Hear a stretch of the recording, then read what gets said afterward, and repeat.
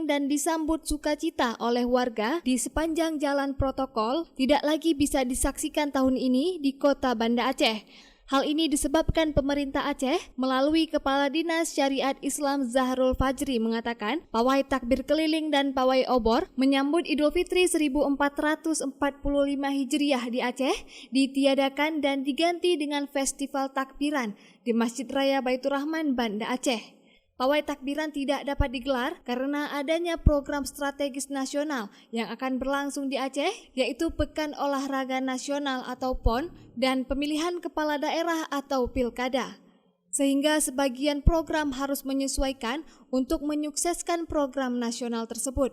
Selain itu juga dikarenakan alasan lain, yakni kondisi jalanan di Banda Aceh sedang dalam masa perbaikan sehingga sangat mengganggu arus lalu lintas. Dari Banda Aceh, Denny Muhtadi melaporkan untuk Puja TV Aceh.